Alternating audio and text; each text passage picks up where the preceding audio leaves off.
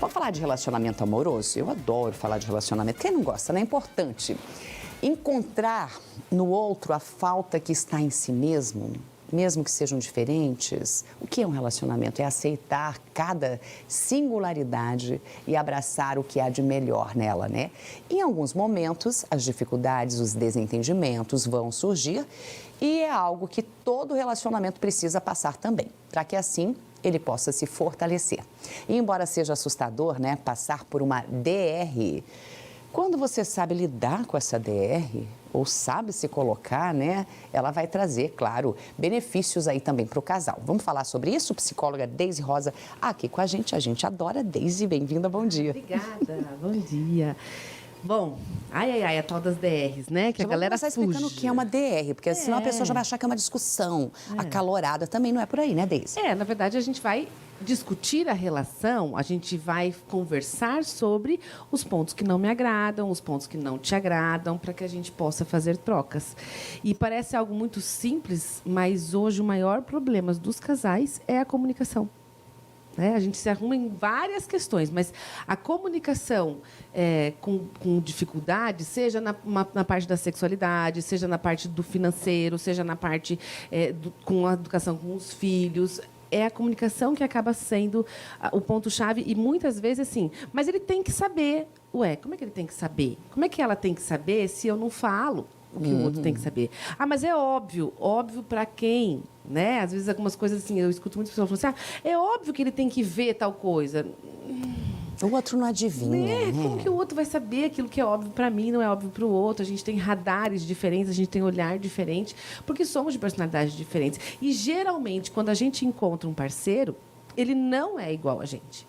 A gente geralmente encontra um parceiro justamente porque ele tem algo que vem somar e agregar no meu jeitão de ser. E aquilo que, às vezes, a gente tem até dificuldade.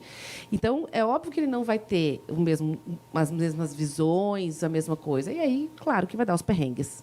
Acontece do casal concorrer e, por isso, não conseguir ter uma DR, né? Discutir essa relação de maneira mais clara, se expressando bem, tentando mostrar para o outro qual que é a minha dificuldade. De um concorrer com o outro? Muito. Porque parece que as pessoas estão sempre buscando o culpado de alguma coisa. Eu não fiz isso, mas você também não faz aquilo. Mas você... Que acho que a parte mais difícil de uma DR é um pouco esse movimento. Porque eu quero te dizer aquilo que não está bom para mim, só que em vez de você ouvir e você já está pensando na resposta. Eu já penso em como eu vou te atacar. E aqui a gente não sai do lugar. Por isso até, eu tenho uma dica bem importante que é para guardar para a vida. Não é muito fácil, porque a gente é acostumado a fazer apontamentos. Mas a ideia é mudar o direcionamento. Quando eu falo assim, vou dar um exemplo bem simples aqui. Você tem que me abraçar mais. Eu estou carente, você tem que me abraçar mais. Eu estou pedindo para que você faça alguma coisa. Faça diferente. Eu me sinto tão bem quando você me abraça.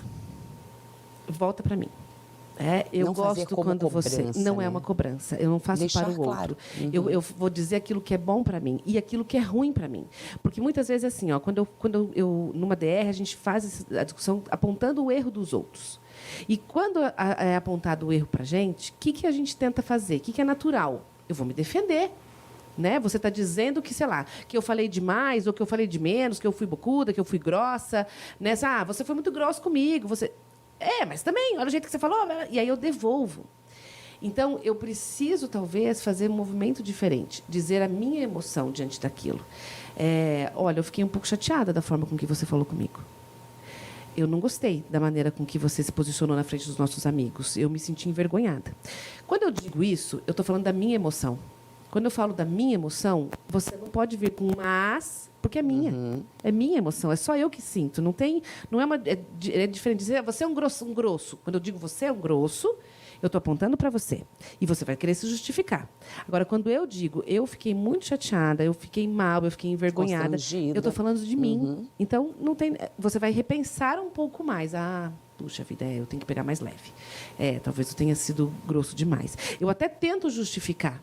Não, tudo bem, eu entendi que você está fazendo isso, que você está se justificando, mas eu quero que você saiba que eu me senti assim, desse jeito, mal, ou envergonhada, ou chateada por tal coisa. Então, eu falo das nossas emoções. E, às vezes, a gente não fala numa DR, a gente não fala das minhas emoções, a gente aponta para o outro problema que é do outro. E eu quero que ele resolva e só me agrade. Porque, muitas vezes, a gente acaba caindo no movimento de vítima. Nós temos as nossas carências, nós temos as nossas dores que vêm lá de trás. E, às vezes, a gente fica nesse movimento de vítima. Porque você não olha para mim, porque você nunca faz isso. E, às vezes, a gente fica cobrando do outro, em vez de ser agradável ao outro. Olhar para o da gente também. Você está vendo ali uma característica que te desagrada, mas você olha primeiro para você, se você tem aquela característica. Também é um exercício, né, Deise? Tem uma frase que eu gosto muito que ela diz assim: o que eu peço aos outros é justo em relação ao que eu ofereço? E aí, quando a gente pensa nisso, a gente pensa assim, claro que é, eu vivo fazendo pelo outro algumas coisas. Mas tudo. O que será que eu estou falhando no outro? Porque ninguém é perfeito numa relação. Sempre tem essas nossas dificuldades. E é por isso que a gente precisa dizer ao outro aquilo que me incomoda.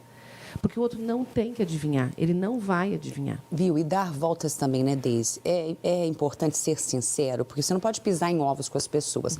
A Ana já está falando que estamos estouradas, Deise. Então, dar voltas e saber o momento de falar. Ajuda? Ajuda sim, né? Eu preciso ser sincero, na verdade, ser não dar sincero voltas, né? e sempre assim, faça as pessoas te ouvirem. Eu sempre digo assim, tem a técnica do rebobinar a fita. Rebobinar a fita parece alguma coisa bem de gente antiga, né? Porque gente nova nem sabe o que é rebobinar a fita. Mas a forma com que eu falo para você, olha, eu quero que você faça isso, isso, isso. Ficou claro como eu falei? Repete para mim o que eu falei, até para eu entender que o outro entendeu o que eu falei.